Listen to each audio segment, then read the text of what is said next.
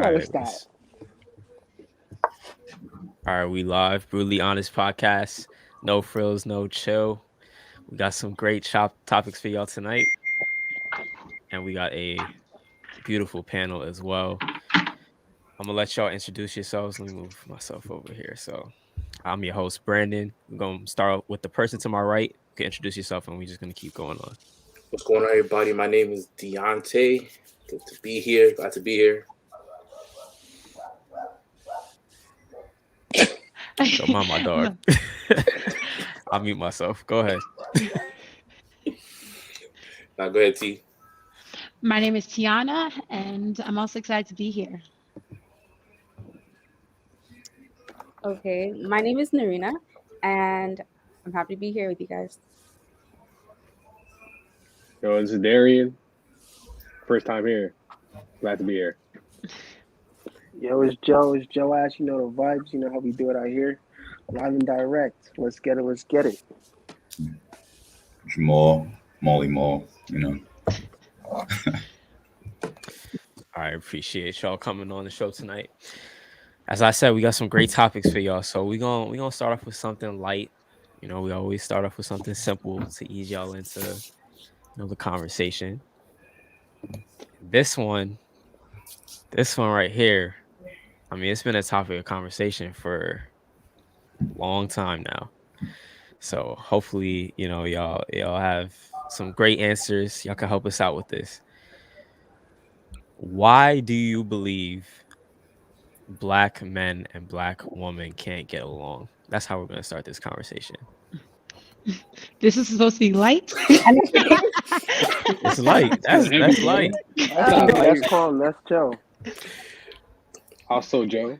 We're not hating on each other. This is love. It's love. I mean, well, do y'all agree that there's been this, some disconnect? Friction? Yeah, disconnect. Ooh, good word. Maybe good some word. of y'all disagree. I think there definitely is a disconnect, and it does feel like as of late, I don't know, like recently, I feel like the manosphere of YouTube has been spewing this rhetoric that Rhetoric. Okay. So I feel like it is coming up front to now. I just don't know why per se. Okay. Anyone else want to chime in? All right. So let me speak real quick. All right. So she said, Nadine said, Narina said, she doesn't know why this whole sphere, this whole bubble came about. Right. But if you hear what these guys say, these content creators, what they say, what basically saying is that over a period of time, especially with the creation of social media and entertainment, there has been a bubble specifically for women, right? And when they have this bubble specifically for women, a lot of times things that are said are also on the far extreme, right? Some things that are spoken are very irrational, are very illogical, or very unlikely to happen in reality, right? So now that more men are more encouraged to speak out, now they have another extreme on the other side, aka the manosphere. But I'm pretty sure a lot of us as young people, or as people in general, we're kind of in the middle anyway. Like, we're pretty well balanced. There's just two extremes now that we have. That's what I believe. All right, anybody could jump in. Question again. Do Black men and Black women get along? If not, why do you think that there seems to be this friction? All right. I'm gonna tackle this topic. You feel me? All right. So for me, I feel like the disconnect really comes when there are a lack of men that actually show men how to be men. When we were growing up, or when a lot of Black men in our in today's society grew up, they didn't necessarily have a father or a positive role model, anybody to look up to. I'm grateful for my life because I've had like my dad around. I've had other men in my church who who always looked out.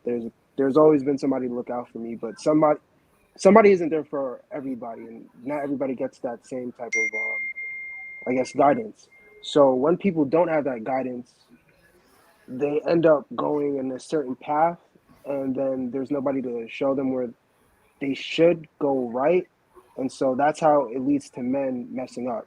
Now, that's one side of it. The other side is women. With the media and all that, they have become a little bit delusional in their expectations of the opposite gender, based on how, like, what society has, laid out for them. For example, like, in social media or like culture today, you'll see a lot of people saying, "Oh yeah, my man has to be a drug dealer, da da da. My man has to make six figures, da da da." Not knowing how hard. I mean, it's not necessarily hard, but how hard it is, or the dedication and the work that it takes to actually reach that. And they will just expect literally the world without having certain qualities that other people are looking for in order for them to want to give them the world. Like, the most important thing to most men is peace.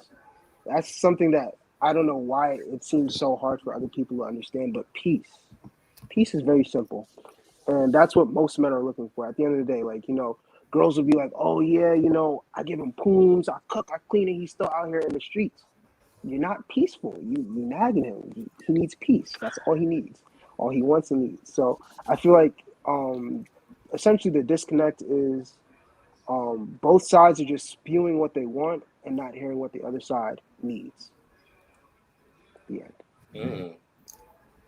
Jamal, how you feel about that? I think men and women, like black men and black women, can get along, but I feel, I feel like it's more so like the upbringing, right? Like, there's not really too many black men leaders, and there's not too many black women leaders that are like teaching people the right stuff. You know what I mean? Like, if you look at, for example, like a lot of women's idols, who are they? Like, I can't really name any that are like teaching them the right way. Like, when I think of like women's idols, I think of like Cardi B, Nicki Minaj. Like, I can't think of, like, besides like Michelle Obama, maybe. I think that's the only black woman I know that's like that's like kind of famous and also is like kind of showing people like the right thing in a sense. But outside of that, it's like thinking about every famous woman. I don't know, like Jada Pinkett, like, you know what I mean? Like, I can't You don't think want of an too many that are just entanglement, bro? nah. Maybe because I'm a guy and then maybe because I'm not looking at that, but like I just don't see too many good women leaders that are teaching women, how to be better towards men in relationships. And then on the man side, it's like there's a lot of different. It's kind of weird because you have like some good teachers, but there's also like a lot of people talking nonsense, like just speaking crazy, and they got men thinking like all women are trash, like women are this and that. Like, I don't know, it's bad on both sides, but I would say that on the men's side there are a few people like there's like a counterculture starting to come along where people are starting to get more in line. You know what I mean, with what's right, what's wrong in relationships with women. One thing I did see though, I was watching this Paul Mooney. Paul Mooney is crazy, man. I was watching like a Paul Mooney interview, and he was just talking about like slavery and like how like like pretty much like black women were kind of just used for sex, right? And then like they had the men on the fields, and like whenever like something would happen, like they would like beat the man and like mutilate him right in front of the woman so that they would see.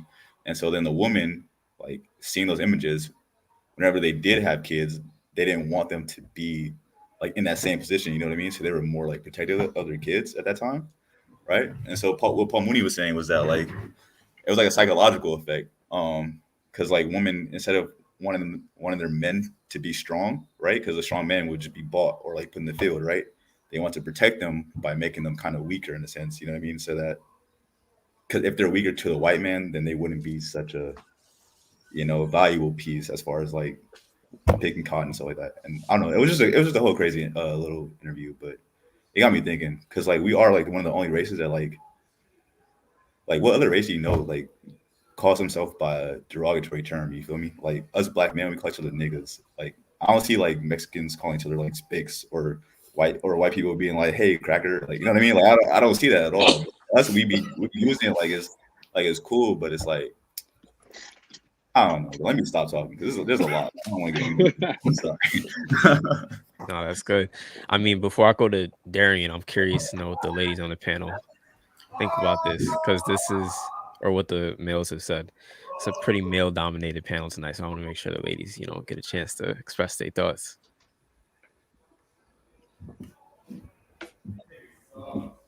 You muted yourself. Prior to entering this conversation, I didn't really have a response for this question. I do see that it's something that's happening, but I don't know, like you said, why. I did think about how, I think it was Joe Ash who said it, that it's history. If we think about the benefits that Black men had, um, well, Black families had when the Black man would leave the family and then receive benefits from the government as a result. I think those things have an impact on how women end up viewing men, even though that was they were doing it in efforts to benefit their families. I just There's things that happen in history. Short version. I think the things that happen in history have had an impact as to why Black women are treating Black men the way that we do, and how Black men are treating Black women the way that they do. I just think that it's a cycle that needs to be ended by somebody. I just don't know how you can do that in a wide scale. Um, yeah, that's all I have to say for right now. I definitely agree that, like, our race has experienced like a lot of trauma, and so that is going to affect our relationships, even as the generations go on and on. But I guess my question is, why? To me, it seems like it's more apparent now than like before. I don't know, just because of social media, or if I'm just paying attention more, but to me, it seems like it's more apparent now than before.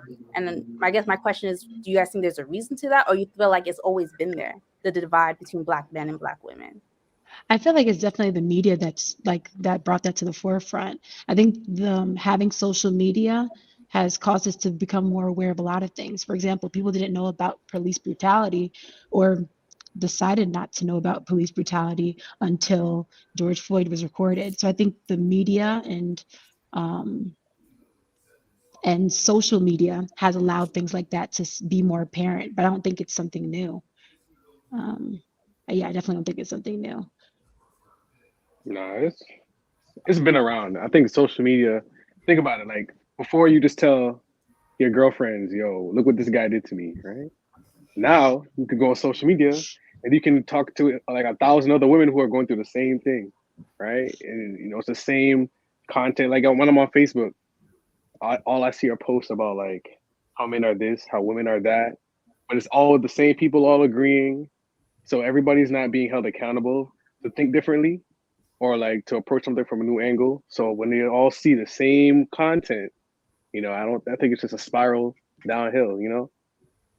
So I think it's always been there. I think social media just allows you to vent more, and more people see it, more people in your community who go through the same things. It's like a cult, A cult. It's a cult. So I'm curious to know, like, what would y'all say? I know we can't talk about it from a mass scale, but what would y'all say is a solution? Or do y'all feel like your needs have been met by the opposite sex in your race? Like, do you feel? I know there's a lot of, particularly Black women. There's like a whole movement of Black women saying, we're done with the Black men. We're just going to date outside of our race. Like, there's literally a movement like that called I'm not going to use the term here, but yeah. But like, I'm wondering how this panel feels about like the are you optimistic on the future of this, and what might be the possible solutions, at least in your sphere, if you do see it as a problem? I think Anybody could hop in. Yeah, go ahead. so. I think that for me, I just want to start off personally. I don't really base my opinion on men. Like, I believe that there are things that I've been treated poorly by a Black man, I've been treated poorly by a white man. So I don't really base it on just being Black and that's why I'm being treated poorly. So I think that that's where our mindset needs to be first, that it's not everyone, that I think it is something that can be generalized, but it's not everyone. I think we could also say that I think education is how we stop it. A lot of us here are educators or have impact in that way. And I think even in my classroom, when I'm teaching my students, right now, a majority of my kids are not even Black. However, I can teach them that this is not way should we be that we should be thinking, or that Black men are the bad thing, or that Black women are the negative thing. I think that we should be teaching our children, no matter what race they are, that yes, this could be a bad experience, but we can open our eyes to other situations and other ways of thinking. And then also kind of removing that mindset that this is the Black thing. I think we should teach our Black boys and Black girls that there is a different way. I know that's very general, but I think that we can start off by teaching our students, no matter how young. I think that's the solution. Definitely. Joe Ash, I want to hear what you think about that. Solutions or just in general on the topic? What would you say are solutions for your sphere? Because you did say you found it to be a problem. As Tiana did say, education does play a big part in it. I feel like when you have role models or positive influences on your life or just in your community, you'll see that and you'll be like, oh, what are they doing over there? I want to be a part of that. Like, everybody just wants to belong to something. So at the end of the day, whether it's deemed good or bad, people just want to belong. Like, they want to be a part of a group, a community. So I feel like it would be, well, there has to be some form of program or structure put in place where it teaches people about the opposite. Like, it just teaches people about life.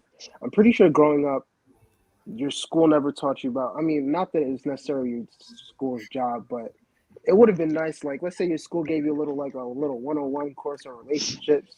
Like, a little, oh, here's a heads up. I mean, you're probably not going to use the majority of the information because life Who's tends to leading go that out class in the though? class.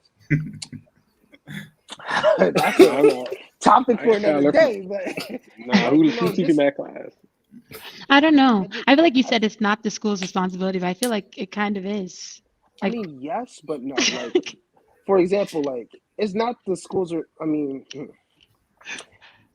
I'm gonna be very careful when I say this, but all right. So like, it is not all right.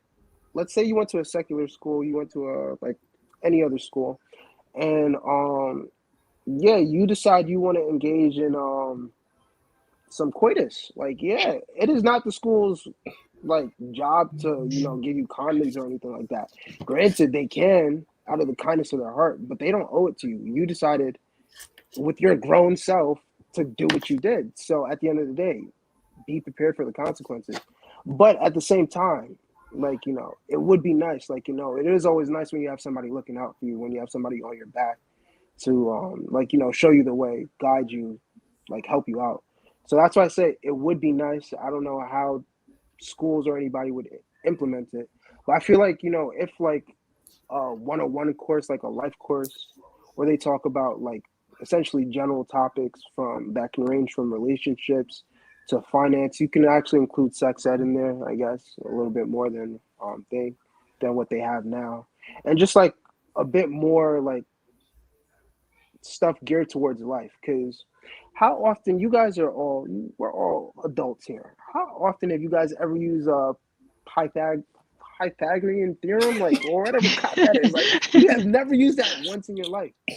I feel like we learned a bit like of useless information, whereas like, we could just do with, not saying that, it's all useless. I mean, if you're going to be a math teacher, you might need that. But Thank you.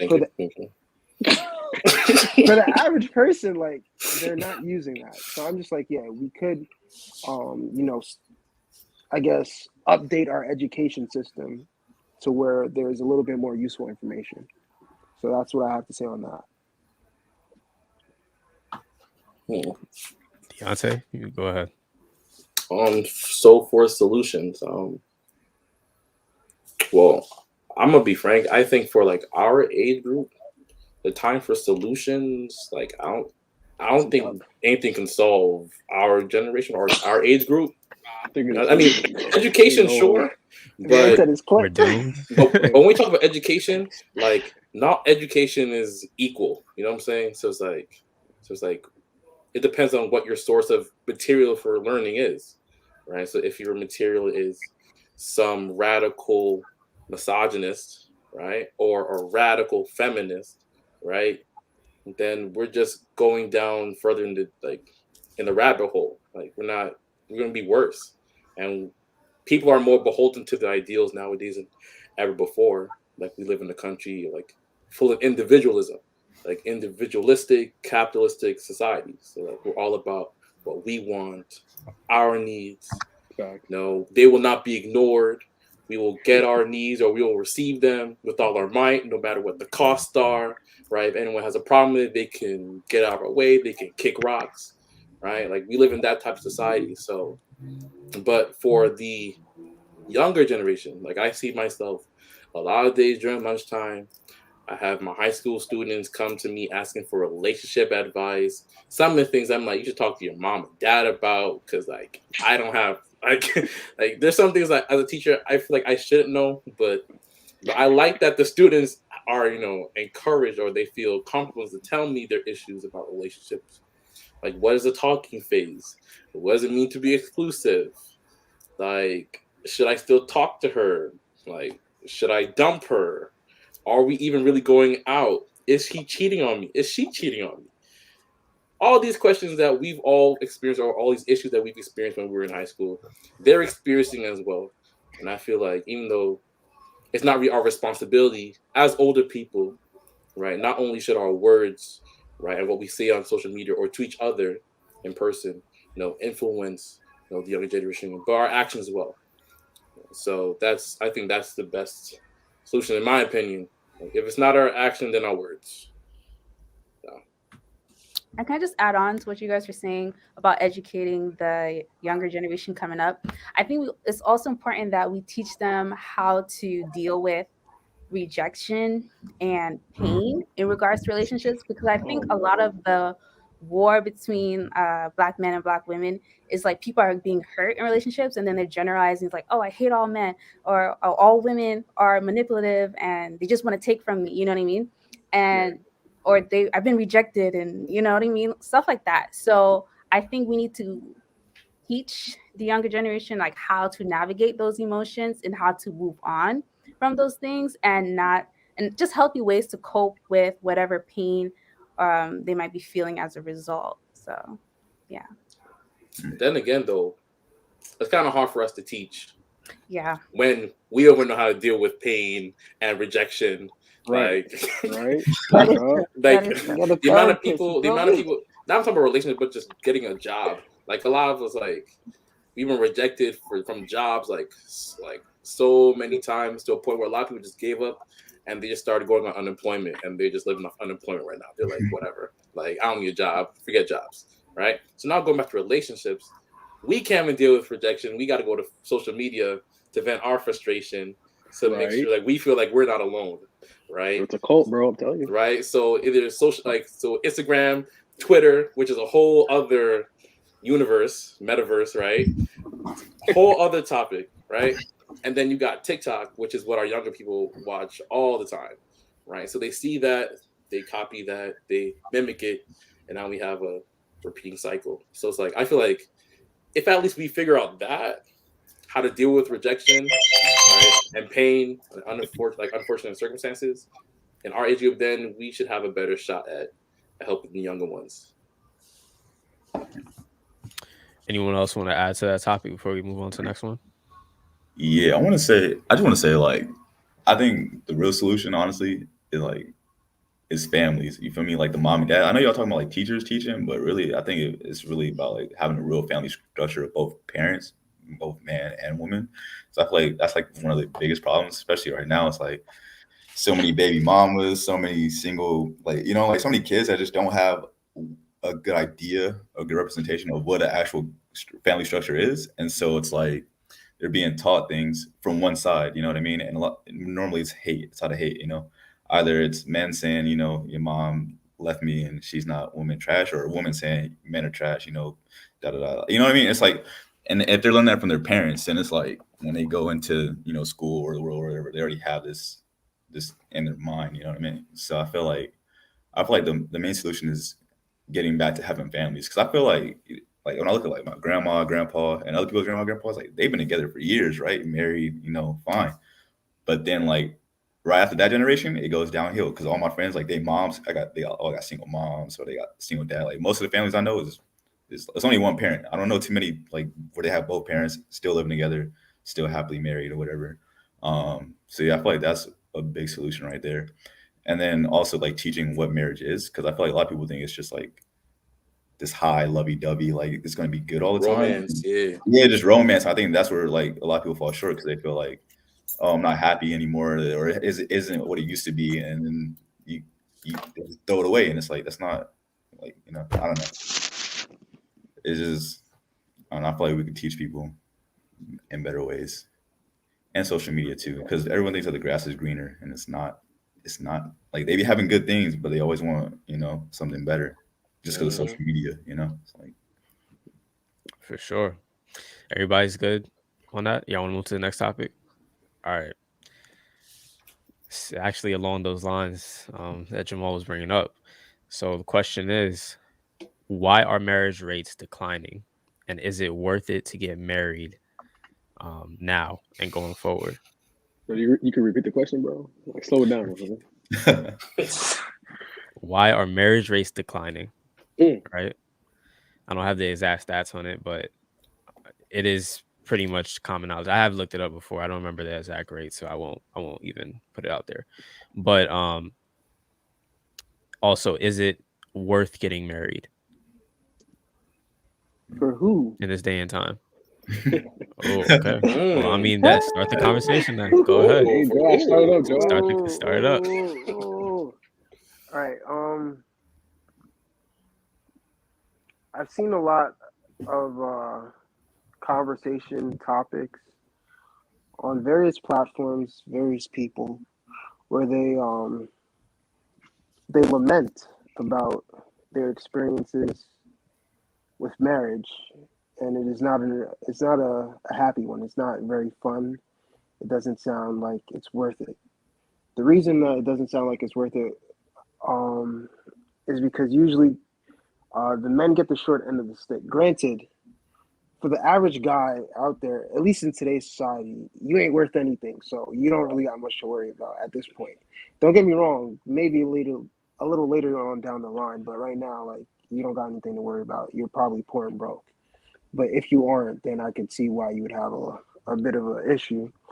But yeah, essentially, when it comes to it, even if you have a prenup or anything like that, a contract, usually it gets annulled, and you are required to essentially keep up or maintain your wife's or your ex-wife's life. I forgot what it's called. Somebody could help me out, but essentially like her status of life or whatever it is. And it's like it's kind of standard of living. Good job, thank you. I appreciate you. Thank you. I think. Yeah, so you're required to do all of that, and it's just kind of unfair because you've worked your whole life, or you've worked a large portion of your life to get to where you are, to build a family, and then more often than not, the divorce is initiated by the female party, and it's just like you would have been happy or been fine trying to work it out, but she says no, and then you're left with the short end of the stick, whether it be you losing the house, losing the kids, losing the dog. It's always the dog. And yeah, it's just a sad time. So I can see why there is a lot of thought when it comes to men getting married in today's society of Western culture.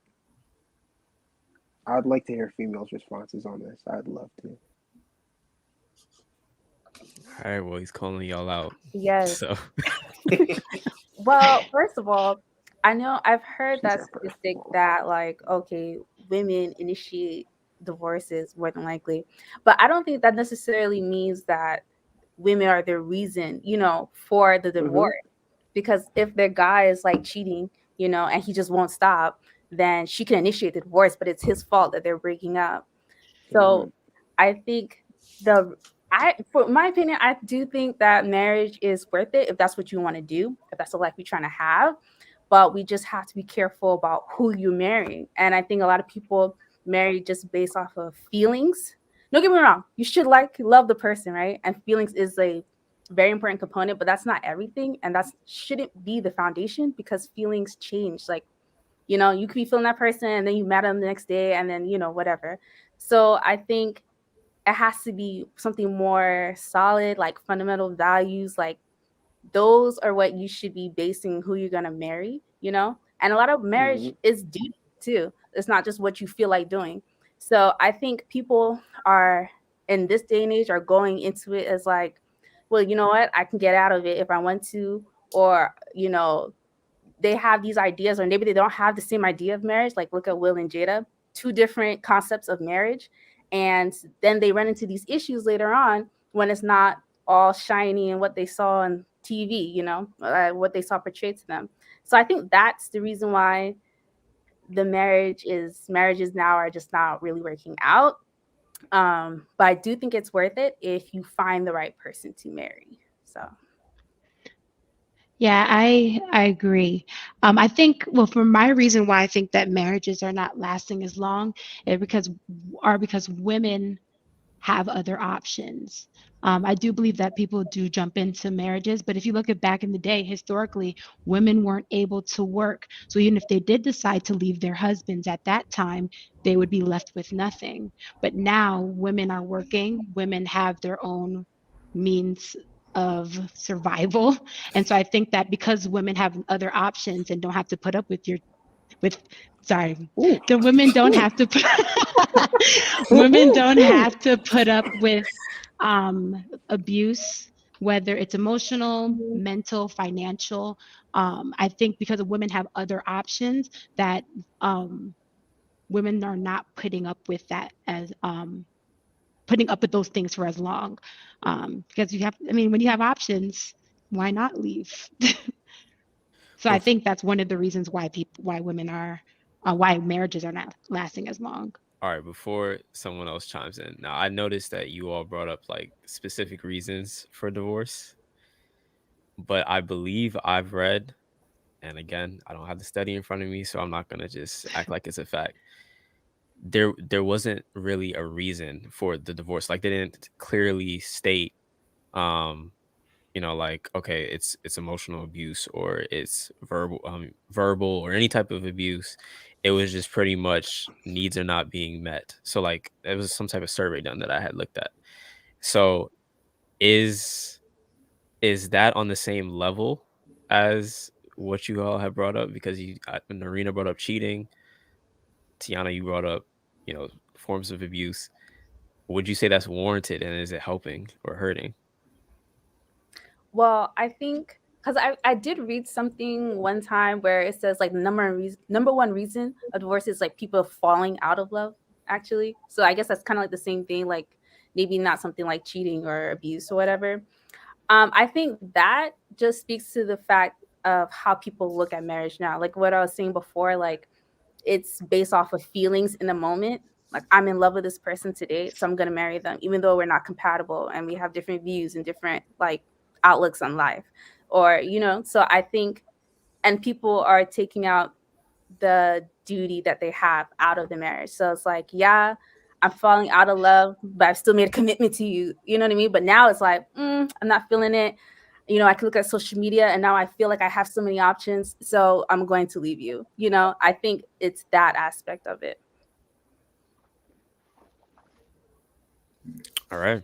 Appreciate y'all answering. I mean, y'all could chime in. I just wanted to mention that because I guess to me, I'm thinking of it like, okay, if your vows are to death do us part, where does that come into the conversation? Is it just about you? Are you looking to work things out? Now, I know there's situations where, the two just, they can't work it out, right? There are those situations. And there are situations where abuse is involved in all of this and cheating and all of that. It's just, I don't know the percentage. Is that a high percentage, or is it just I feel like I got options. I feel like I deserve more, so I'm leaving. With it being the the woman initiating that to this extent. Well, I do believe that the vows are not necessarily valued. I think they're like people can easily hop out. And so I think that is part of the reason why. But I think because that is an option now, is more acceptable option now, I think that's why those numbers have increased. If you hop into something quickly without really putting much thought into it, then of course it's going to be easy to hop out because you never really were truly committed. And so, with that being said, I do think that we should consider that yes, there's abuse and things that are involved, but I do think that if you don't if you don't think about all the things that you promised when you were up there making your vows, then of course it's going to be easy to slide out. Not saying that people should put up with abuse, but I'm just saying that it's easier to slide out of something when you're not truly committed, in my opinion. All right, for sure. So yeah, for the men, y'all could point. jump in. I don't necessarily feel like it's more of a problem of commitment. Well, that is a problem, obviously, but I feel like the real problem is that there are no consequences. The vows are broken, but at the end of the day, you face no consequence. What do you get? I mean, what penalty do you get for leaving your marriage? I mean, maybe if you're a guy, you like lose half of your earnings or whatever. Or if you're a girl, you might, I don't know what you would lose, but what? Yeah, but like point is there's no form of consequence. Back in the day, for at least for women, the consequence was yeah, you lost your sense of livelihood. Like, nobody's gonna take you knowing you have 3 kids and you got divorced. So I feel like it's more of a kind of a flip of the script where women have been given a lot of power and they are abusing it. That's what's really going on. Hey, let me ask a question. You're trying to end on that note? You're messy. You're messy. I'm gonna stir the pot. I'm gonna stir the pot. Can you expand on the women have nothing to lose? I just want to hear more about that part. Well, I mean, statistically, divorces usually go in favor of women. So, yeah, if something is in your favor, if it's like supposed to be a lose-lose, everybody takes what they get. But you already know at the end of the day, more than likely, the court is going to rule in your favor. Why wouldn't you? Like, I'm not sure if the majority of you guys know about Dr. Dre. He divorced his wife or whatever they did, and she was asking for like $1 million a month or something like that. And so when everybody's seen that, or at least when I seen it, I'm like, yo, shorty is wilding. Like, what do you need $1 million a month for? Like, she was talking about giving to charity. Like, give your money to charity. Like, what? How you gonna take somebody else's money to give to charity? Bro? Come on, stop it. Don't get me wrong. Like, charity is good, but like, yo, you're wilding. But essentially, the court ordered him to pay, I don't exactly remember the number, but it's literally hundreds of thousands of dollars every month. Granted, don't get me wrong, Dr. Dre, he has money to spare. Like, literally that is probably like nothing to him. But at the end of the day, it's still like, I've worked my life. Don't get me wrong, I feel like she did, support, help. But the court ordered him to pay for her standard of living until she either dies or remarries. If I'm her, if she is a smart woman, why would she ever remarry? She can have her boyfriend, she can have her little whoever, side thing, whatever you want to call it, and be living off another man's money. Like, if she getting $400,000 or $500,000 every month, like, I'm gonna be living comfortably until the day I die. Like, come on, like, who in their right mind is not gonna take that? So I just feel like with the current laws, it rules in favor of women, so they don't really have any incentive to actually kind of make things work. Not saying that all situations are the same, in which women should all stay in their situation, but there are a lot of instances where those cases are not. That's not the case, and it just rules in women's favor, just based off, the courts and stuff. So yeah. Jamal, I know you got something to say. And I just had a question, like for all of y'all though, like what is the point of marriage? Like I just want to hear y'all opinions on like what is the point of it? Because like there's people who've been in relationships for like 4 to 8 years, you feel me, and then finally decide to get married. But like, what's the difference between just them just staying together for the rest of their lives and getting like a ring and some papers? I just want to know like what's y'all opinions on that? I guess I'm not going to really answer your question, but I feel as though if marriage matters to you, because if we think about it from a religious point of view, it's supposed to mimic the relationship between God and the church. And so if we're looking at it from that point of view and that's something that you value, then that's why it matters. But if that's something that doesn't matter to you, then I don't know what it is, what it would be for you. But I know for me, that's what it is. That's something I value. Yeah. I mean, the reason I ask that is because it's like, I feel like marriage is something that's kind of grounded in religion, you feel me? But I feel like people kind of make it seem like it's like a government thing with papers. And I think that's where like a big problem is, because I feel like people think that it's just like, oh, it's just an agreement between two people. And it's just, like if you're not living in like in a religious view, then your views on marriage is different. And so that's why I feel like I have to bring up that question, because it's like, what's the point of getting married if you're not really religious? Because it really is just a piece of paper and a ring. If there's no like basis behind it, you know what I mean? If it's not like what you said, it's like rights in the body of the church. Because I don't know, I feel like a lot of people get married and they don't understand what marriage is, and that's why they get divorced, because people don't understand like their roles and their duties. Because a lot of people think it's just like, oh, let's just have love and let's just be romantic 24/7. But no one wants to do their duties, you know what I mean? And I mean, both parts are important, you know what I mean? And both jobs are equally important, putting money on the table and making food every night, cleaning, like all those things are like important, but like people don't want to actually play those roles and do their duties. So I think that's kind of a big issue with like people getting divorced. And I would say like not to be sexist, but I feel like it's more on the woman's side of like them not, because like you said, like they have more options. So like, why would I stay at home, clean and cook and do all these things for this man when I can go live my life? You feel me? And do me. So I don't know. I feel like the fact that people feel like they have so many options is like, what's the point of staying with someone forever? Because they feel like they're missing out on something else, Everybody good on those? I got a few quick fire topics for y'all before we get into the debate, because I know everybody wants to give their thoughts on that. So, okay, you say you good on it? All right, so I'm gonna share this right here. It says a man is dating two ladies at a time, Amanda and Brenda. He told Amanda there's Brenda, but told Brenda she is the only one he's dating. Who does he love the most? Let's hear y'all thoughts on that. Well, to be clear, I don't think he loves any of them. I was waiting for that answer too. I know somebody. He wicked though, but I feel him. But I will say I think he's more afraid of losing Brenda, so that's why he told her like, oh, that you're the only one. But he not love it. I feel like he loves both of them, but he loves them in different ways. Whoa. Oh, please. Would you like me to unpack that? I don't think it's deep, so I need you to unpack it and make it deep. All right.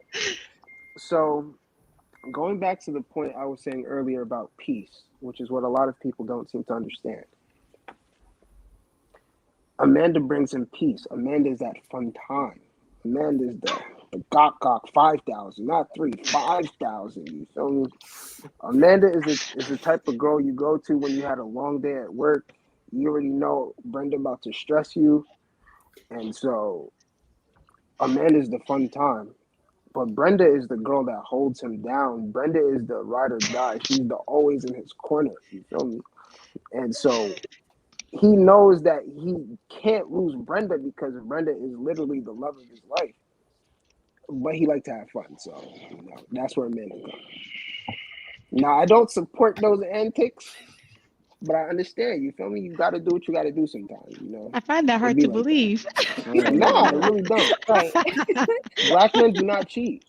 I want y'all to understand that. Black men do not cheat. Remember this. Your boy discredited that last week, so I think you might want to talk to him. Wait, who? Don't worry about it, Josh. I don't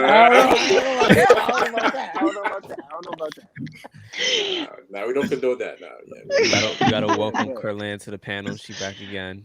Hey. Here last week. Kerlan, just to fill you in, this is what we talking about right here. It says a man is dating two ladies at a time, Amanda and Brenda.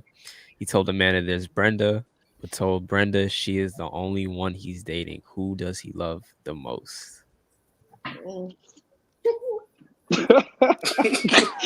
Give her some time. Give her some time.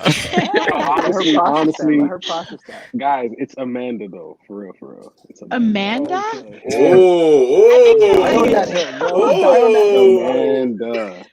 Wait, he put it back on the screen, Brittany. All right, break it down the word problem. The problem with this question is we have no facts, right? So it all depends on how you read it, right? So when I first read it, I was like, yo, him and Amanda got that open relationship, and Brenda is just like that side piece that they don't really care about her, right? Whatever, right? That's how I read it at first. Then people hit me up. It was like, bruh, it's Brenda though, because Brenda is the one that he wants to keep, right? Because he didn't want to ruin it, whatever, right? But in my head, I'm like, yo, you don't lie to the ones you love, right? So why would he? You know what I'm saying?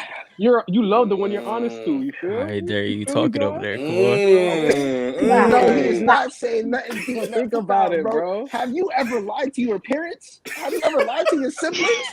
You love them very dearly. Yeah, but that's not in the concept of like love, bro. You know what I'm saying? Like so the intimate love. Like I don't love Deontay. You have never said anything to anybody that you were intimate with that was to protect their feelings? Think about it. I wouldn't be in this situation though. Bro, she was like, yo, right? She was like, yo, that was crazy, right? You like, it was amazing. In your head, no. I'm pretty sure for the ladies, I'm not gonna really ask y'all about, but oh yeah, you made me come. Oh my God, that was the craziest orgasm I ever had. Bro, you have lied to the people you love. All right, so like I said, we don't know, we don't have no backstory, right? So I'm just using my imagination, right? What if he don't really care? Like he just wants to stockpile women at this point. He's just stockpiling, and him not telling her is the only way he keeps her. But he already told Amanda that he good. You know what I'm saying? She could have been the first one. Like for me, it's like who was first. You know what I'm saying? That's how I was reading it at first. Like Amanda was the first girl. They have like the Will and Jada relationship. You know, they love each other. And then, not saying that's the basis for. Why we keep talking about? Because that's what comes to mind when I think of open relationships. So like, but even if Amanda was first, clearly he wasn't satisfied with her, and that's why he went and got Brenda. So that shows he doesn't really care for Amanda. You know. Well, technically, he shouldn't be in a relationship either way. But I feel you though. You know what I'm saying? Can you put it back on the screen, please? Okay. Everybody wants to break this down. Go ahead. Here's why I processed. Okay, so I think there's one person he respects and one person that he loves. So see, now that's deep. That's deep. Facts. So, granted, overall, he don't need to be in a relationship. So clearly, he's not ready to be faithful to one person. Barring that and reading it exactly as it is, he respects one person and loves the other. Brenda. So who does he respect? I'm about to answer. My fault. I'm getting a little itchy. Before I even get directly to that, I want to know. I guess the question is, which one would you prefer to be? As a girl. So I think he respects Amanda but loves Brenda. So, and I say you want to be Amanda or Brenda? That's not what the question is. No, Kerlan, it's the new question. That's an amazing question. crying. Would you rather be respected or loved? All right. I will answer that question. That's when I'm deep. done. That's deep. Okay. Can I explain to you why? We're unpacking this. We are really We unpacking this. will. I'm not saying we won't get to the question. So can I ask this, right? What if Brenda was the first one? The first girl. I don't think it matters. Right? And then he wants to dip, bro. One. But he knows if he leaves her, he loses all his bread. And he's seen Amanda from down in the supermarket. And he, I like this girl. Yo, I want to be with her. But he can't. He doesn't tell her. You know what I'm saying? He has to get that angle too. I am reading exactly what was on the post. That's deep. Honestly, Darren, I never thought of it like that. That's actually think about it, bro. Yo, in the supermarket, bro. Let her finish. Continue. Okay. So, yeah, like I was saying, he respects Amanda but loves Brenda. And I say that because, and I guess in this situation, to answer your question directly, I would be the one to be the person he respects. Granted, that should be the same person. The person you love and the person you respect should be a one human being. But for this post, I would rather be the person he respects. So you'd rather be the side? No, I'm not going at the side. And she just said she don't want the love he giving. That's what she's saying. All right. Okay. I'm not reading into it. I'm going with exactly right, whose first neck don't matter. I would want to know. So here's the thing, right? And I believe that Brenda's the one he loves because he does not want to lose her. Hence why he did not tell her. So in that case, is it selfish? I think so. But I think it's very foretelling that he didn't tell her because he doesn't want to lose her. And I'm pretty sure if he did, there is a likelihood that she would leave. Now, Amanda, he respects. Granted, I don't think Amanda should stay in the first place. But, I'm just going to say that's barring that. I think he respects Amanda more because he told her. And gave her and allowed her to make that choice of whether she wants to stay or not. If she decides to stay, then that's her business. You deal with all of that. But I think he respects Amanda but loves Brenda. He could be terrified of Brenda. Huh? So yeah, that's what I was about to say. I retract my statement. So what actually happened? All right. So you said. All right, so I do agree with you that he respects Amanda and loves Brenda, but I don't know about the whole loving of the Brenda thing. Reason being, all right, so we're looking at it from one angle, which is, he loves Brenda, blah, blah, blah, and he doesn't want to lose her. But what if, because, don't get me wrong, a lot of women, they are pushed to this point at some point in their life, but sometimes they don't be all up there, they really just be going off of their emotions and rage. So, let's say, somebody cheats on you and you find out about that. I'm pretty sure you guys have all seen videos where girls key guys' car, they go shoot up the guy's house, they go running after the girl, the new girl, da-da-da. So, what happened was, he didn't tell Brenda because he know Brenda crazy and Brenda violate Amanda. And he told Amanda, he's like, yo, Amanda, I'm not going to lie. I like you and I love you. You real cool and you a vibe. But I don't know, we gonna have to do this on a sneaky link or something because Brenda real crazy. You feel me? Yo, that's a great point. That's how my mind is going. That's a great point, Joel. She crazy, bro. That's deep. That's real life deep. But then I gotta really think of it. Did you not know she was crazy when you went into the relationship? I mean, no. How was I gonna know that? She looked. That's why he's looking out. I was attracted to her. I wanted to know about her life, and then I found out. I don't understand that logic. Here's why, right? So you rather go sneak around, and there's a chance of her finding out, and she's already crazy, and you think somewhere in your head it makes sense to go cheat on the crazy girl rather than just leave her. Okay, so. Never mind. Guy Darnell. Go ahead. Future reference, just always know I'm always gonna play devil's advocate. These aren't necessarily always my stances, but I love a great argument. So yes, let's say for this instance, yes, I'm going to cheat on that girl because she will not let me leave, and I need to be happy. It is my right to pursue happiness, and I will be happy. So at the end of the day, You're not gonna be I'm gonna happy. do what I Yo, it's Amanda, bro. I'm No telling you, matter it's how Amanda. you look at that bro. It's situation, Amanda. It's Bro, I Amanda. think, Amanda. happy. hold on, I think y'all wrong. Kudos, Bro. I we feel like he loves discovered. Amanda. It's I ain't gonna Amanda. lie to you. Like I think he What you loves. said, Jamal? I think he loves Amanda. Wait, can you pull it up again? Because I think he loves Amanda. Ooh. I mean, but wait, I'm not gonna lie. It might wait, be Amanda. It really might wait, be pause, Amanda. pause, wait. Let me first start off by saying that he doesn't love either. I agree with Neither. he don't love either. But if we just playing this game, like if you really read it right, it's like Amanda and Brenda. He told Amanda that there's Brenda, right? But he told Brenda she's the only one. So if you really think about it, I think he loves Amanda because he's willing to be like, yo, like I really love you, and maybe you just But don't he got satisfy me. Like you just don't satisfy me enough. But I'm being man up to tell you. You feel me? Like yo, Yo, Jamal, you did. it's like Yeah. nah, because like She satisfies a part of him. Yeah, but then he can't Yeah, tell. wow. Nah, listen, he can't tell Brenda the Got same you. thing because it's like he don't love her to that point, and it's like if he tells her, like Joe said, she might leave, or she might do something crazy. But at the same time, it's like he don't love her enough to even tell her that like yo, I'm not really like it's not 100% you. You feel me? But he's loving enough to tell Amanda like yo, like I really do love you. He's on the Jada Pinkett, you know what I mean? He's trying to do a Jada Pinkett. He's trying to, bro, I'm telling you, I got exactly. a man with Brenda, but I still love you, Amanda. You feel me? I think he's trying to do that love, that Jada love. You feel me? It's a great. It ain't love. It ain't love either way, but but I think Is he loving her by not telling her? No, Yeah, I think he's loving Amanda by telling her. Mhm. I actually think it's Okay. funny. I actually think the opposite. Like, I think that people lie to people that they love in order to spare feelings. And so I guess I see it from a different point of view. I mean, just like somebody said earlier, you lie to your boys, you lie to your family because you don't want them to be hurt by, I mean, either you don't want to get in trouble or you don't want to get hurt or hurt the person. So I think that you lie to people to spare their feelings. And so that's why I think that he loves Amanda more. No, But- sorry, not Amanda, Brenda. Sorry. You can spare feelings without loving them, though.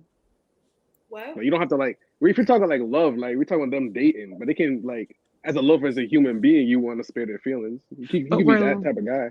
But we're loving them more by telling them the truth. Yeah, that's real love right there. That's Well, facts, right? I feel Okay. like, okay, wait, Tiana, when you're saying like you can love someone to protect them, but I feel like people also love, well, they lie. I mean, lie somebody to protect them, but people are also lying to manipulate, the other person. So I feel like he could be lying to Brenda because he knows that she respects herself. And if she knew that he was seeing somebody else and she would leave, right? But him lying to her could just be so that he can have his cake and eat it too, not because he's trying to protect her. You know what I mean? So it could be for that reason as well. I like Yeah, that. I can see that point, but I also find it hard to believe that he loves Amanda more because when we talk about have your cake, you can eat it too. I feel like almost, I mean, if we're looking at different scenarios, we can also see this scenario as him telling Amanda, knowing she's going to stay even if he tells her. So I just feel like we can definitely look at this respect thing and love thing in different ways. Nah, because like he loves her so much, right? And he knows that she loves him so much that she's not gonna leave. So that's why he's just being honest. Like she whipped to him, so he gonna be like, you know what I mean? Sure, he's taking advantage, but at the same time, it's like he loves her. Like that's why he don't want to let her go. So he, and he knows she ain't gonna leave. So it's like, But that okay. Honesty is the best thoughts on policy. this. Final thoughts on this. We got two more of these quick ones. You said two more of these quick ones. Yeah, this is supposed to be quick. Quick. It wasn't supposed to be this long. So. I choose Amanda, bro. I still stay with Brenda. All right, I don't think Brenda, this. Team Amanda. I've seen the Team light. Amanda. It's Amanda. Can I see the I've seen the hands light. for Amanda? I have to know. I think it just depends. Depends. I've seen the light. I've seen the light. I've seen the light. ratio. Amanda, bro. All right, we're gonna move on. Let's see here. We got Brittany Renner. The GOAT. Be right back. The GOAT? Oh my goodness. What? Infamous GOAT. Depends what you're talking about. All right, so Brittany Renner, baby mama to PJ Washington. We talked about this before. She was on Twitter and she talked about her single motherhood. All right, so she said a few comments. I want to get y'all thoughts on it. She said, to all the mothers out there, stay strong. Surround yourself with those who support you in every way. Guys, let me get through this, please. My fault. Go ahead. Nobody knows what we deal with on a daily basis, but we still hold it down and get it done. If you choose to have a child with someone, married or not, just accept whatever comes behind it. That's my only advice. Having a forever tie with someone is no joke, and raising a baby isn't easy. People are quick to judge, but it's a journey. You live and learn. Why are you reading it like this? Oh my God. Because pretty great. I can't show you her voice, but I just know like it's cap. All right, but okay, all right. Nobody plans to be. This last statement don't even. That last Nobody- tweet is wild, yo. Jamal, Jamal. Nobody plans to be a baby mama. Hold on. Okay.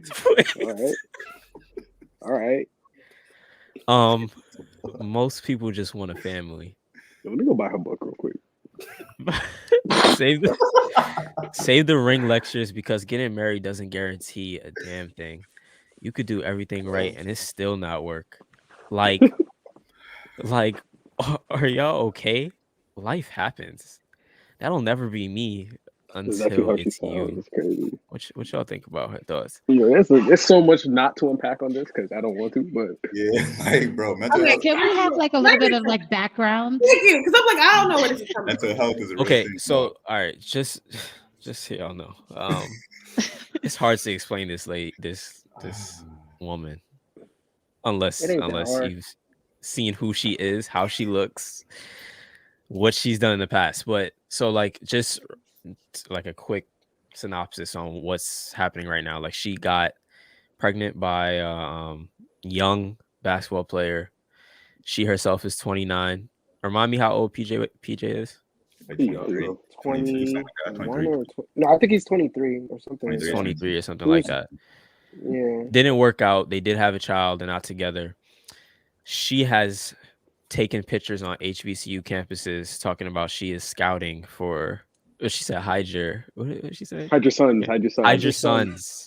Hide your sons. So we had talked about before whether this lady is a predator. We're not going to get into that topic today. But now she is talking about, her single motherhood. So we want to get y'all thoughts on that. I'm going to put it back up just in case y'all got to read it again. Can y'all see it fine? You zoom in a little bit? Yeah, it's cool, you know what I'm saying? Because you cut out the words, you know what I'm saying? All right, so the first tweet. Oh, no, go ahead. No, go ahead. No, that's good. I was gonna do that, right? Come on, Somebody Something really quickly. You go. Right? This is like a classic letter, right? You open up the statement with positive, you can't really dispute it, you know what I'm saying? That first tweet, you know what I'm saying? It's like, of course, that it's not easy, you know what I'm saying? Whatever, right? Second one is like, wow, really? And then the third one was like the audacity. You know what I'm saying? Like, I can't get behind that third tweet, bro. That first line that says nobody plans to be a baby mama. Yeah, that's wild, because I'm pretty sure I saw something where she was plotting to get the kid, right? I'm not sure where I saw it, but it was like, when you're telling people hide your sons, she's not really high on marriage in the first place anyway. So it's like, she said it's stepdaddy season. Yeah, exactly. So it's like, what do you mean you don't plan to be a baby mama? That's what you're doing. I don't know. Deontay, I know you want to unpack that, bro. Come on. All right, can you hold it back up real quick? All right, so, speak your truth, bro. Speak your truth. All right, so Twitter, you got to read from like down up, right? Because 8 hours ago, that means 8 hours ago was actually the first thing that she said. Oh, I did. Oh, that's wild. Okay. That's crazy. Right? So bro. Nobody plans to be baby mama, so she already defensive to begin with, straight up, right? So I already know she know what she did. She knows she guilty. Like, do I think she's a predator? Yes, I do. All right. Like, will a lot of guys still fall to the predator? I believe so. Like, because she has success in the past, so I'm pretty sure she'll still have success in the future. All right. So, but Brittney, oh man, my heart goes out for the child. The PJ. It's funny because I don't really hear PJ saying much about it. But he can't though. He can't really. Because he was warned. Because even so, like when the first story came out, right, a lot of people were clowning PJ saying, "Hey, yo, you're a clown, you're a fool," because like, hey, she said stuff like this in the past before, that that all the men are good for is their money and what they can provide. Like, who really cares about you, a person? Like, it don't really matter, right? I'm trying to get this bag. All right. So if that's been out there for years and you still want to, interact with this older lady, she's still a young woman, but older woman, right? Older than you. Like 20, that's my age. So like, that's crazy. Like a woman plotting on me as soon as I get a job, right? But no, actually she's plotting me before I get a job. That's crazy. Like that's ridiculous, right? And then once everyone like sees her and learns about her story and has an opinion about her, she wants to come on defensive, like, oh, life just happens.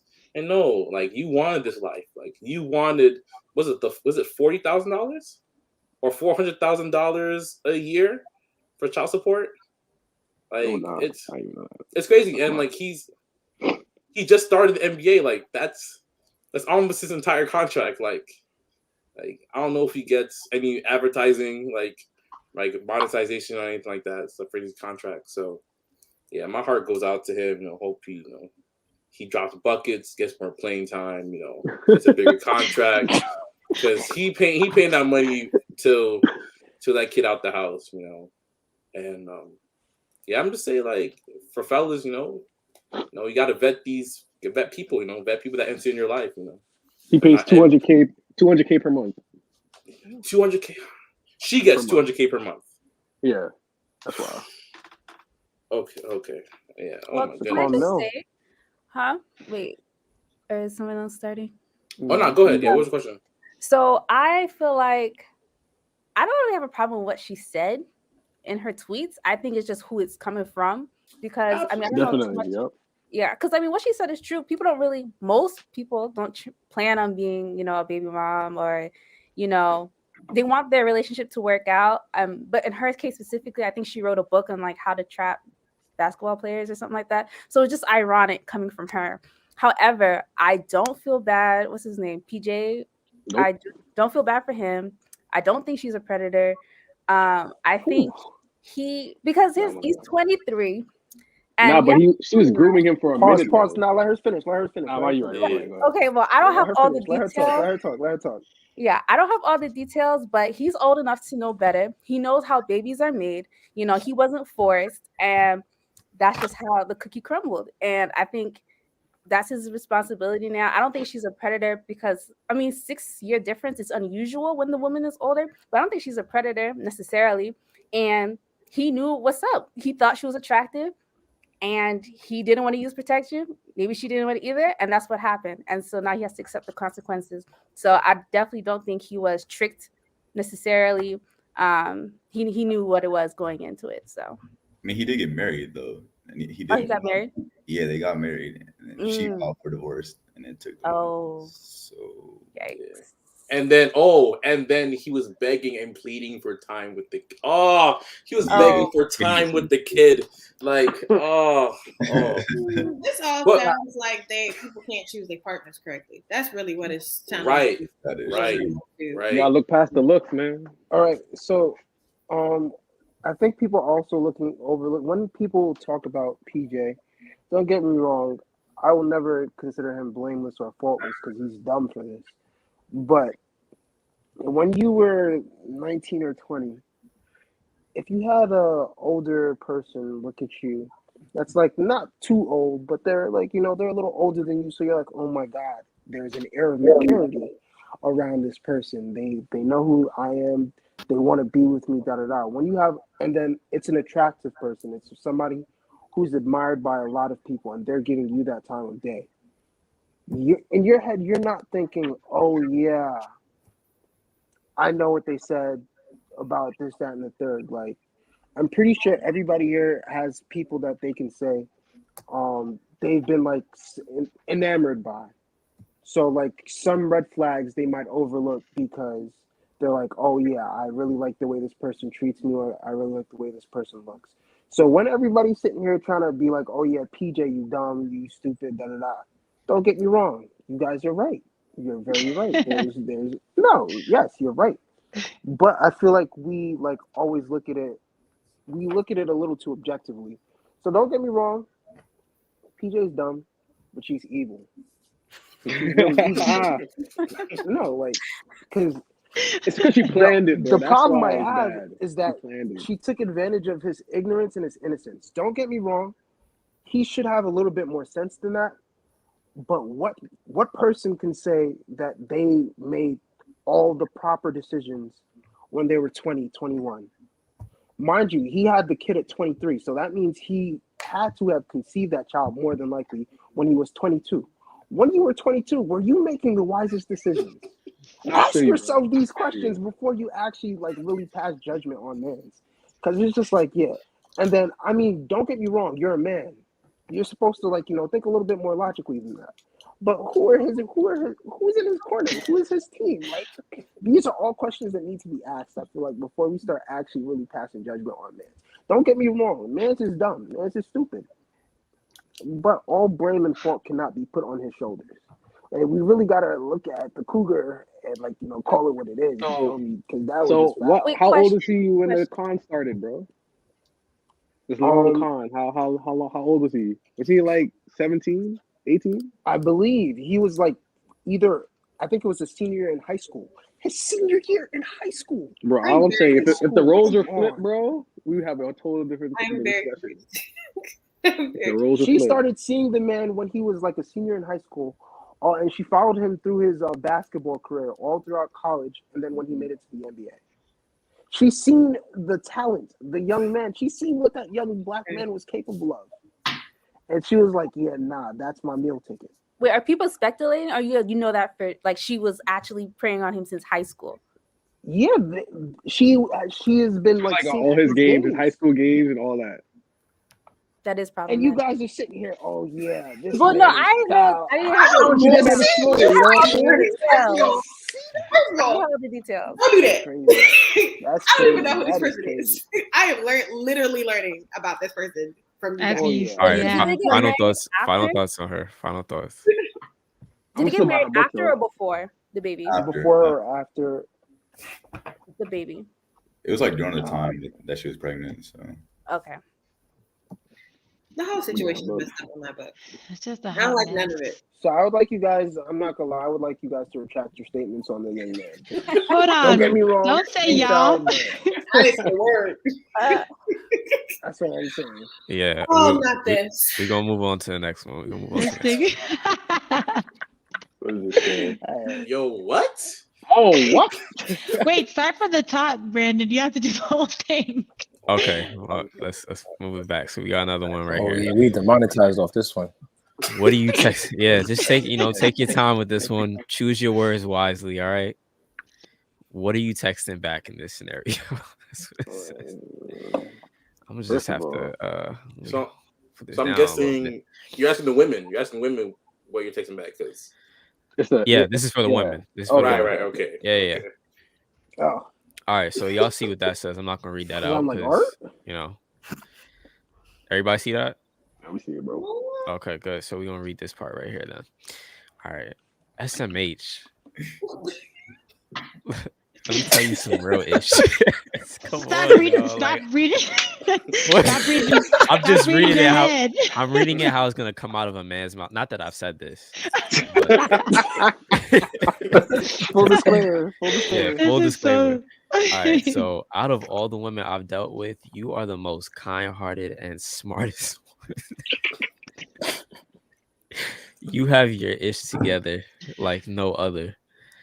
Now, normally I would pull out, but something heavy on my heart said not to. I see something in you that you probably don't see in yourself.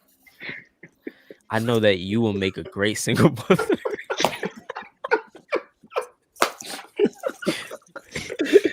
And that's why I did what I did. You got this. Prayers to you and your family. Vicious. Ladies, what's your thoughts on that? It's a special place in hell, bro. Not gonna lie. All right, We can really I make think, this one guys, quick. I just want to say, like, I think we should be positive in this situation. So I know, like, there's a lot of, you could have some negativity towards this guy, but like, be positive. I think there's a lot of positive things in here. So let's try to. What? Nah, he a Wait, demon. Brandon, tell me. You're a demon, bro. All right, You're worse. I don't usually give my opinion on the show, but depending on what y'all say, you know, I might chime in. Let's see. Curlan, I see the faces. Go ahead, say what you gotta say. What you responding? I'm not. That's it. Y'all got no thoughts at all. I have many thoughts. I'm trying to put it in order. Go back to the message. Oh, That's hilarious. I'm crying, y'all. I'm actually not Okay, happy about so this. you know, let's okay. So just because I kind of want to see what Brandon is saying here when he's saying that let's look at the positives. Mm. Well, one positive is he cares. He clearly cares for her heart. Yo, is this Brenda or Amanda? He thinks highly of her, bro. He thinks extremely highly of her. Like, He This exactly. He is the clearly most thinks backhanded highly of her. compliment. This is the most backhanded compliment I've ever seen in my life. Like, I mean, it's a compliment. She thinks she's going to be a good mother, but he thinks she's going to be good at it by herself. Takes strength. Like we're over here talking about the problems between. We're over here talking about the problems between the Black community. Strong woman, Talking my about boy. We're talking about the problems between the Black community, talking about the problems with Black men and the problems with Black women. We just saw the problem with the Black women in the last post. This one is obviously the one about the men. Wait, who said he's black though? Whoa. Who said he's black? Yeah, I guess you're right. I made the assumption. Okay, you're right. You got it. I made an assumption. Crazy. That's I made an assumption. Yo, Deontay, we spiraling already, bro. Spiraling crazy. No, Black men, you're right. They're not capable of doing this. We're not capable of doing this. Honestly. I ain't gonna lie to you. go to the other races for that, man. So Go to the other races. this whole, I don't find any of this funny, truthfully. I really don't. I find it completely problematic because, okay, bye. No, I don't see the positives. I don't think of it as a backhanded compliment. I don't think of it as, I think it's a huge problem. And first of all, please go back because I just need to go back. Yeah, please go back. I need to read one more time. Oh my goodness. No, it's not that. I told you not to nut in me, right? That right there was my first problem right there. So you were told not to do so, and then you did so. Okay. Granted, it was a decision on both parties not to use a condom. So there is a responsibility there on both parties. However, you were informed not to do so. And then you made it clear that you chose to do so anyways. That is a problem. Not to interject, my fault. Quick question. Whose responsibility is it for condom usage? Both parties. Both parties. It's both Nah, parties. I mean, yes, it's both parties, but who? It is both parties. I'm not walking away from that. And this is my opinion, but if you're gonna go have sex with a man and you're not walking with anything, that is an irresponsibility. That's irresponsible as a woman going into the sexual situation. So it's the woman's job to make sure. That's not what I said. I said both parties. The guy knows the guy is going to have sex with a woman, bring a condom. Woman, you're going to go have sex with a man, bring a condom. Both parties. Okay. But I mean, but truthfully, like, you keep saying the woman has the final say. Like, the woman has the final say of what goes inside of her body, right? So, if the man don't have a condom, it's up to the woman to say no. Whether or not she wants, yeah, exactly, to go forward or not to go forward. But it's both parties' responsibility. If you're gonna, it doesn't change my statement. Oh, Joe, I hear what you're saying, bro. I hear what you're saying. You feel me, bro? You feel me? I hear what you're saying. Yeah. So if he didn't, the woman's job.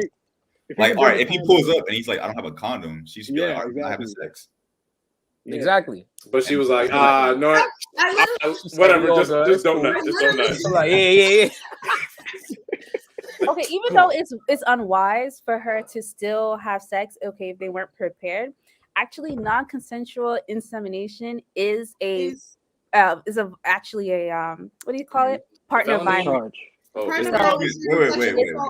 There's nothing you can do about that. Nut's gonna come out you regardless. It's pre-cum. Nut. It don't, bro. That's what your dick does. He did no that part was that's not even. But he made it clear that he intentionally did so. So he knew what he was doing. That is my issue. He knew what he was doing. And if you really want to break it down, but like it's her fault though. Not it's her fault, but it's her fault. Like she come on. She allowed him to still go raw. She allowed it. He didn't force her to go raw. She allowed it. I'm not saying that she did. That is not what I'm saying. I'm saying she told him don't ejaculate in her. Yeah, he's wrong for that for a fact. He's wrong for that. That's my problem. That's what I'm saying. That's she said we. She said we. It's as simple as a plan B. Yes, we. No. It shouldn't got to that point though. She never got to the point where he's even nutting. I'm not blaming, like the whole situation, both parties have clearly blame in this situation. However, she has informed him not to, and he's telling her that he chose to do so anyways. He even said, I normally would not do so, but I chose to do it because I think you're going to be a good. Clearly, there's something wrong with his mentality in that situation. I don't care if you think she's a good mother. I don't care if you think she's a phenomenal woman. If she has told you, I don't want you to do this in me, and you are verbally agreeing that yes, you told me that, but I'm telling you, I did so anyways, and I'm telling you I did so. Hear me out. So none of this situation is. I don't consider it a backhanded compliment. This is problematic. This is very problematic. All right, so I hear all of that and I see that, but there are obvious solutions, and I feel like this man is just really like he's like a funny guy. You feel me? Like, he a white guy. Funny. Like, he a funny cat.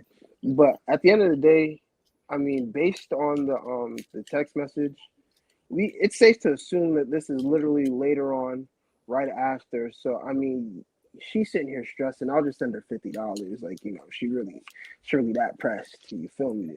$50 for what, bro? $50 what? She already pregnant. She already pregnant. Plan B, bro. Look. If you read the message, bro, it's too late, bro. Like, yo, it's not the next morning, bro. It's not the next morning, bro. Bro.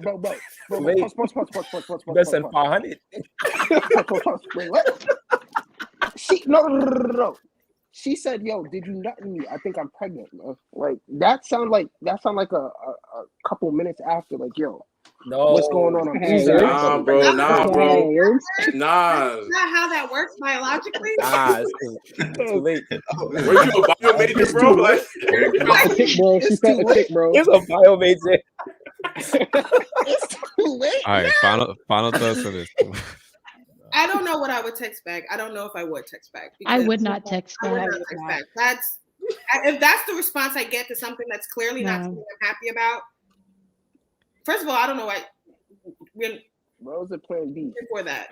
I'm just saying. For that, not gonna lie. Or an abortion pill. You feel me?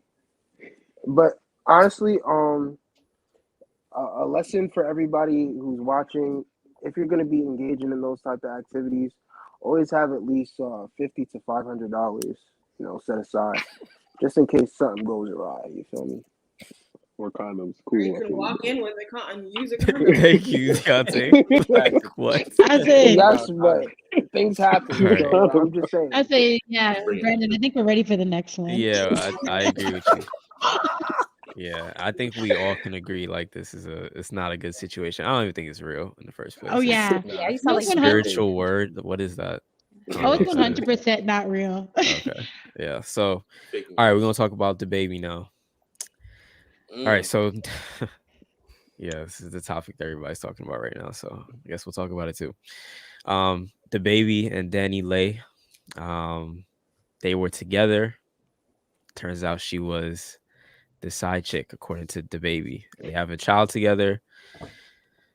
DaBaby is on video. Matter of fact, they were both on Instagram Live, and on live, DaBaby kicked her out of his home. So she complained about that. She also has been charged with some assault. She has some assault charges. That's like a recent thing, so I'm not sure if y'all saw that. But what are y'all thoughts on that? Because what some people are saying is that he has no right to kick her out because of the child that they have. And she, her claim is that she lives there, she has nowhere to go. What are y'all thoughts on that? Is it warranted? I'm not gonna play the video or anything, but let me know what y'all think. Nah, she got places to go though. Yeah, so I'm like, what? She's not like some broke chick. She's not like some. She's not a bum. Like what? Nah. I mean, let's take her word for it. She says she doesn't. She got easy money. So she says she doesn't want to go. So no, she doesn't want to go. It's not that she don't got a place to go. By the way, they both goofy. I ain't gonna lie to you. Have they ever expressed like why he kicked her out? Was it because of the assault charges, or what was it? This is all pretty fresh. So like in the video, he's just saying that she's crazy. We don't really get much of an explanation outside of that. And he was going to the other baby mama, right? He was going back to her or something like that. Well, he claimed on video that she was a side chick. Yeah. We don't know who or what, and frankly, I don't really care. I just think, I think that the point, like what people are talking about is, she with them having a child together. Mm-hmm. Does it make it like is it now because they have a child he can't kick her out, or should he still be able to do that? Now this is his place, by the way. Making sure that's out there. His other baby don't live there. Like what? All right, let's have one at a time on the panel though. So I know Tiana want to say something, then Jamal. I guess for me, without the context and without understanding everything that's going on, I feel like, it is his right to have her in the house if he wants her in the house. However, I do think that because she is raising his child, that he needs to give her some type of notice. You can't just come up one day and be like, now time to get out my house. I feel like because she has his child, you don't want your child on the street. You don't want your child, without the means that they need to survive. I think that he needs to give them some type of notice if he's going to kick them out. But I think, unfortunately, it is within his right. He just kicking her out. I don't.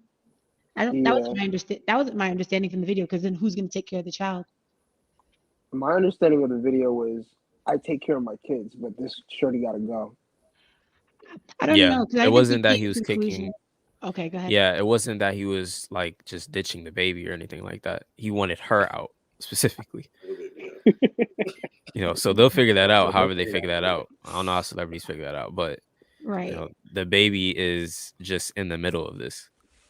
Sorry for the baby. The baby, not the baby. Yeah. I tried to make that clear.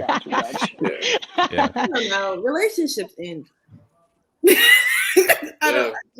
end. Relationships end now, especially since you're telling me like he's not trying to kick the baby out, or he's still taking care of the child. Then, relationships end.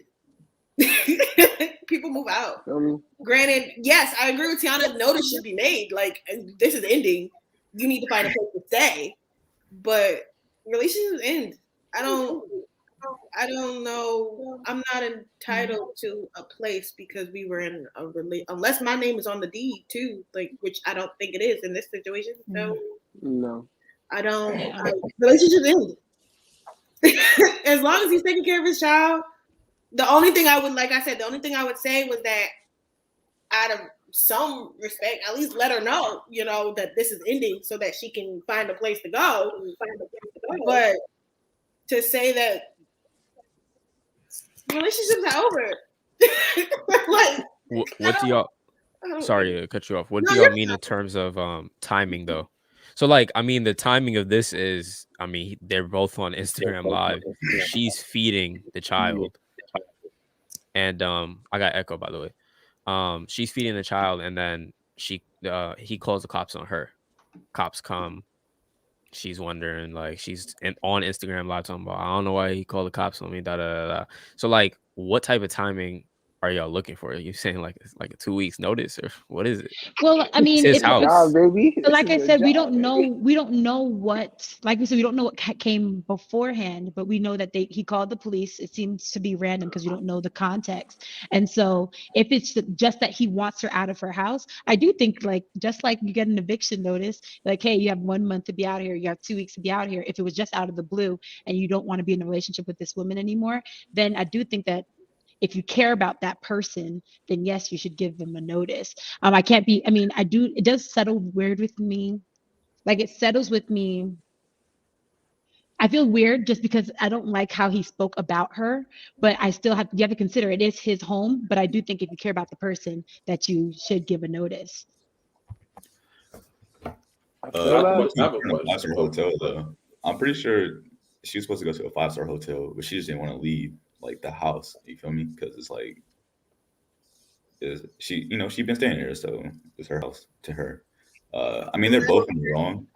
But like, I'm just saying, like, for reference, like, she wouldn't have been out like on the street or nothing. She would have been in a 5-star hotel. That's literally what she said. No, She's no, like, I'm agreeing with you. I'm saying that in that case, I don't have enough context. All I know is this relationship has come to an end. Whether it's side chick, main chick, doesn't matter. It's over. And when something is over, people go their separate ways, especially if this is not your home. So I don't understand why she's adamantly wanting to stay in this, especially if I wouldn't know why you want to stay with somebody who clearly doesn't want to be with you. Why are you staying in that house then? What's the point? she was living there for like 4 months or like 4 or 5 months. Relationship is still over. People move out of each other's homes all the time. So again, I don't have enough context. There has to be more to it. All of this is to say there has to be more to the story. Yeah. If not, if she's really just going off of it, like, well, one, like Tiana said, there should have been noticed because I feel like that's disrespectful. Like, if you don't want this relationship anymore, and she's clearly been dependent and living in this home as her home, out of respect, you should tell her you need to. This is ending. You need to go. There should be that level of respect. But for her to say, I don't want to go, I don't see why I don't know why you would want to do that. Yeah. I think part of it maybe she was embarrassed though, because I guess because it was happening like on Instagram Live. I have no idea why, but for what it seemed like, he just like put the camera on her. Like all of a sudden, like she had never even released the baby, like pictures of the baby yet, and she was feeding the baby, and he was like, "Oh no, you gotta go." I do think he was within his rights, to ask her to leave, but I feel like both of them are on some necks because. One, the type of person the baby is, but you still chose to procreate with him. And, before she was trying to clown his other baby mom, talking about, oh, this, that, and the third, like I'm his preference, whatever. And he still turned around and publicly disrespecting you. So I feel like, you lay with a dog, you get fleas. Like you play stupid games, you win stupid prizes. And that's the situation that they find themselves in. I don't necessarily feel bad for her, but I feel like he could have showed more tact. Since she is the mother of his child. So I have a question. I have a question for everyone on the panel, if that's okay with you, Sir Brandon. All right. So I saw recently that she actually posted like pictures of them together, right? Because he said that, hey, no, you a side chick, right? You a side piece. Like, what are you talking about? Like, we together. Right. So my question for like everyone here was like, I know we always say that, hey, words should mean actions, right? But whose fault is it if like two people aren't on the same page about what a relationship looks like or what the relationship is, right? So because one party thought it was, I guess when in one party's head it was like, okay, no, we're in a relationship. The other person's thinking, nah, she's just a side piece, all right? Which is a side thing. So who's responsible, or like who's more at fault for having this disconnect in this relationship? Personally, I think they were together. I think now he's trying to retroactively say, oh yeah, she was just a side chick, and now she's trying to defend her like, oh, this is proof I wasn't just a side chick. So I do think they were actually together at the time, but in general, I feel like, I mean, both people, it's up to them to know what's going on. Like, if you need to have that conversation with the person, like, what are we doing? What is this? What are the boundaries of what we're trying to do, right? And I think if you don't have that conversation, then that's on you. So whoever that may be, the girl or the guy. Because I don't know, like holding hands, like kissing in the garden, in the field, like sure that could be you could see it as proof to defending yourself, like say, oh yeah, we're definitely in a relationship. But many people in situationships or anything like that, like they'll do it, like they'll do relationship things without actually ever being in a relationship. That happens for a lot of people nowadays. I'm of the belief that, first of all, from what I'm understanding, everybody immature in this situation. Everybody. It's just straight up immature. Her posting those pictures is, I don't know. Again, I don't know, which is why I don't really care about celebrities because I don't be knowing nothing. But outside of that, her posting those pictures isn't proof of anything, because you could post, they spent time together. That don't mean that he still wasn't spending time with somebody else. So I can't. Her posting that is just them showing that they spent time together. Okay, we knew that already, though. So you're proving what we already knew. That, and then at the same time, though, for them to have that much of disconnect, were they actually communicating? Because then there's that's a whole nother problem. Because if DaBaby's saying she decided, whether she was or wasn't, that's not what I'm concerned about. So we gonna move past that, because I don't know and I'll never know. Okay, so, but the fact that one person thinks one way and another person thinks another way, that means they weren't communicating with each other. They did not have that conversation of, we are exclusive, we are a couple. If they didn't have that conversation, she should not have gone under the assumption that they take the words for face value, sis. Like, he's telling you what it is, and yes, his action may be telling you something else, but then he's gonna turn right back around and say, but I told you that what this was. You stuck around, and yeah, I might have treated you nice or whatever, but I told you what it was from the jump. You accepted what I told you, and that's how this is going. So sure, he shouldn't have acted the way he did if he wasn't really about it, but I mean, if she stuck around and was available for it, and he probably could have thought it was a situationship, and they weren't communicating, which was, I think, it's just a big problem out of this whole situation. Nobody's talking to anybody. Everybody's just trying to be one up the next person. And who does that hurt in the end? The baby. That doesn't hurt either of the adults. The only person that really gets hurt from the situation is the child. So, I was a little confused about what you were talking about. The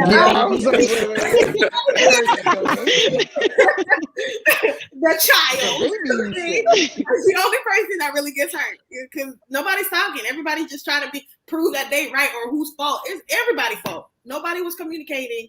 Nobody explained what the situation was, and if there was, the other person wasn't listening.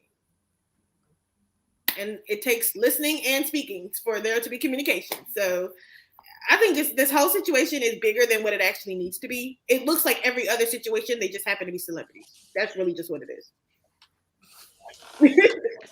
All right, so that's going to lead us to our final topic.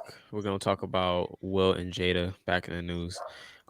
Will talked about his not being able to be friends with Tupac because of their Jada's love for Tupac. And he was saying he was immature at the time, but that's how he felt. I'll try to pull that quote up for y'all, but what are y'all thoughts on that? Just having, y'all know that relationship that Jada has talked about with Tupac, and Will is talking about how that's affected him. I also heard that he has a documentary coming out as well on Netflix where he talks about he has had tendencies to want to eliminate himself, if you all follow what I'm saying. Can't use that word, but that is with all that encompassed together. I'd like to hear y'all thoughts as we close out. Stop sharing. Stop. Like, we don't stop. Just stop. Like, it's like the more he's open about these things, like, good for him. Sure, it's an outlet for him to share his thoughts, his thought process, his journey in his mental or emotional health. But I said it before the show started, like, a lot of people in the Black community, we see Will as the Prince of Bel-Air, all right? Like the Fresh Prince, right? He is that guy, right? So to see him in this vulnerable state, right? Or to reveal to us this very vulnerable state that he's in about a man who's long gone, God rest his soul, right? And to have his wife still talk about this man, God rest his soul, at that capacity or in this manner, it's like, come on, like when is enough enough? Like when can we move past the legend of Tupac? All right, like can we move on to something else? Like how's the family doing? Like any new stuff, like positive stuff, right? How many times we have to talk about the lost love and the fair relationship or what once was, like come on. Like it does something to a man's ego to hear all this stuff all the time, or ego, pride, his masculinity, like, and I know a lot of guys feel that way, and I was like, Will, when you gonna leave her? Like when the clock's ticking. So I'm just ready for them, like the whole entire family, the whole table talk, just to move on from Tupac. Honestly. No one else wants to chime in? Weird, bro. All right, I got a lot of respect for Will, to be honest, just for like being married and like just being like a married man and really trying to like keep the relationship together, because it's clear that like he's trying to accommodate to her needs, you feel me? And it's not really being reciprocated. So I have a lot of respect for him in that sense, because it does take a lot. Like we were talking about like marriage earlier, how like people just give up on it so easy. But Will was trying to like actually adapt with it, But I feel like the problem is that he's not really taking charge and not setting boundaries, and he's kind of just, like when I feel like a relationship goes both ways, but I feel like this one is kind of just one sided. It's like whatever Jada wants, Will is gonna, try to accommodate to it, and so that's where I think it really falls off, because it's like you're like it is loving to try to do the best that you can for someone else, but at the same time, it's more loving to tell them when they're doing something wrong or when something isn't. You know what I mean? Like I don't know, like it's not really loving to just let someone do something that's not good for them. And what Will is doing is letting her do things that aren't actually good for her or for their relationship. And I don't know, man. I feel bad for that man, for real. Like, especially the fact that he feels like he like wants to commit suicide. His whole life's like a joke now. Like everybody on social media just be roasting him, and like it's tough because like it's like every week Jada got to say something different, and it's like, bro, you can't just stop talking, my guy. Like, I don't like why does any of that? Like, why do you have a red table when you got to talk about your entire life to everybody else? Like, yeah, I don't know, bro. And it's like, but you can see how Will is really trying his best to like keep a smile on his face and be like, yeah, we're doing, you know what I mean? And it's very respectable in that sense, but at the same time, it's like he has every right, because if you really think about it, he has every right to leave her. Like he has every right to leave her. I ain't gonna lie, but the fact that he's still staying with her, it shows a lot in his character. But like, it shouldn't be the end of him. You know what I mean? So I shouldn't say if he should leave her or not, but like they definitely got to work out like what's going on in the relationship, because it seems like a one-sided relationship to me. But obviously, we're all just people on the outside looking in. We don't actually know all the details and all the facts. But from what I see, it seems it's rough for that man. I'm gonna pray for that boy. Family just weird though.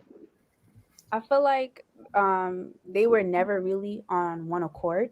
So even when in beginning their marriage, because I was watching some like interviews of from some from him and some from her, and Will's view on marriage was very traditional, and Jada says that hers was not. And Will Smith, he was talking about like how he's watched his father, beat his mom, and he made a promise to himself like, okay, I'm gonna do the exact opposite. I'm gonna have a strong, stable family, and it's going to be like perfect, nothing like what I experienced when I was a child. And then when Jada talks, she's like, yeah, I grew up around a lot of non-conventional marriages and relationships, So I feel like when you put those two people together, like it's just not going to work out. And they try to make it, look like it's working out. And I feel like now they just reached a point where, they can't hide it anymore. And ultimately the differences are just winning. I mean, I don't blame them for trying to keep the marriage together, because I mean, I guess they call themselves life partners, they made vows or whatever. I just feel like we shouldn't look at their marriage and just say like, oh, okay, they're progressive, and maybe this is a new definition of a successful marriage. It's not. So I think the main issue is that we don't have the same idea of marriage, and now it's just showing itself. Yeah. Will married somebody who was in love with someone else. Plain and And simple. Mhm. I said plain and simple. Yeah, Will married someone who was in love with someone else. And I can't be like, yeah, he loved her, and he walked into that situation with his eyes open, because we all knew from when it started that Jada loved Tupac. Everybody knew that. And yeah, it might have been a very special relationship, but he walked into that knowing that. So now clearly that love hasn't gone away. And he's always going to come up short. Not only because that's the love of her life, but he's not even around to allow Will to prove himself better. So her memory of Tupac is always going to be perfect. It's going to be romanticized. So he's actually comparing his imperfect life with her now to her perfect memory of Tupac. That's not fair. It's not fair at all. And I think that it's come to a, like Narina's saying, it's come to a, I mean, we all knew that. Honestly, it may be really showing itself up now, but we all knew that. Like, as just regular people watching these two be married, we all knew that in the end, Jada, yeah, she's with Will, but her heart's not with Will. It's not. And I think Will was so much trying not to be like his father that he's lost respect for himself and what he deserved. And he's staying in something that isn't beneficial to him at all. He got the kids. He has a connection. He got somebody who loves him. There's somebody, 2 people, 3 people, kids, whatever, in that situation who loves him for being their dad. And I don't think just because that's their mother, he has to be with her, especially when it's clear she doesn't have the love and respect for him that he has for her. It's not fair. He needs to go find somebody that loves him for him being Will, whoever Will is, because I think that's a whole other thing. He's going to have to figure out who he actually is outside of Jada now. And yeah, the whole race talk, all of that, she just put everybody's business on Front Street, and hers included, and it's not fair. It's not fair at all. But anyways, yeah. Anybody else got thoughts on that? Good. All right, that's another episode then. All right, this was Brutally Honest Podcast. Make sure y'all like and subscribe. We're gonna see y'all in the next episode. Appreciate y'all coming out, being on the panel, as always. All right, we out. Amazing.